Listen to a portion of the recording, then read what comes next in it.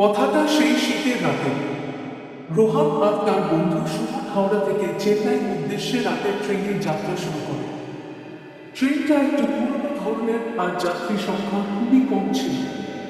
বাইরে ছিল হাত কাঁপানো ঠান্ডা আর ট্রেনের ভেতর ছিল নির্জনতার ভয়ঙ্কর আবহ।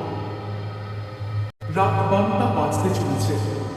ট্রেনের সাঁই সাঁই শব্দ আর মাঝে মাঝে জানালার বাইরে ফাঁকা অন্ধকারে ঝলসে ওঠা বিদ্যুৎ ছাড়া আর কোনো শব্দ ছিল না। হঠাৎ করে রোহান লক্ষ্য করল তাদের কামরায় আর কেউ নেই। সেই প্রথম সন্দেহ হয়েছিল তাদের অন্য যাত্রীরা সবাই কোথায় গেল। সুমন একটু ভয় পেয়ে ফিসফিস করে বলল, এটা কি আমাদের খুব মনে হচ্ছে? এদিকে ট্রেনের ভিতরের আলো একটানা ঝিপঝিপ করছে। হঠাৎ বিদ্যুৎ চলে গেল আর সারা কামরা অন্ধকারে ঢেকে গেল। রোহান আর সুমন তখন নিজেদের মধ্যে কথা বলা বন্ধ করে দেয়। কেবলমাত্র নিস্তব্ধতা তাদের চারপাশে ছেয়ে গেছে। তাদের মনেও হালকা কাঁপুনি ধরে যায়, কিন্তু দুজনেই সাহস করে একে অপরকে সাহস দেওয়ার চেষ্টা করছিল। কিছুক্ষণ পর আবার বিদ্যুৎ ফিরে আসে, কিন্তু হঠাৎই তারা দেখতে পায় কামরায় এক অদ্ভুত চেহারার মানুষ দাঁড়িয়ে আছে। লোকটির শরীর মলিন আর চোখের দিকে তাকালে মনে হয় যেন অন্তহীন বিষণ্ণতা। সে এক দৃষ্টিতে তাদের দিকে তাকিয়েছিল। রোহান সাহস করে লোকটির কাছে এগিয়ে গিয়ে জানতে চায়, আপনি কি কোনো সাহায্য চান? লোকটি তার দিকে তাকিয়ে মৃদু হেসে বলল, এই ট্রেনে কখনো নামা হয় না। এই কথাটা শুনেই রোহান আর সুমনের হৃৎপিণ্ড যেন থমকে যায়।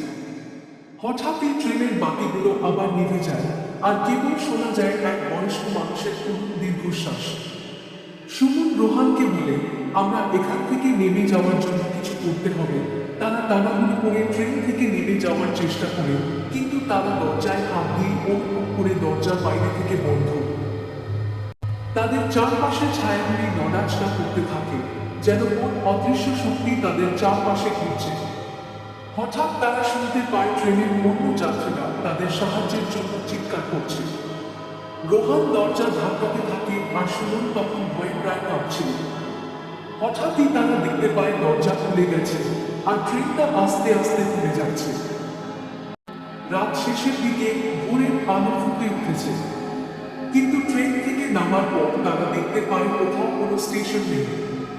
কেবলমাত্র তারা একটা ফাঁকা মাঠের মধ্যে দাঁড়িয়ে এবং পেছনে তাকিয়ে দেখে ট্রেনটা কোথাও নেই। সুমন কাঁপা কাঁপা কণ্ঠে বলে, এই ট্রেনটা আসলেই ছিল তো।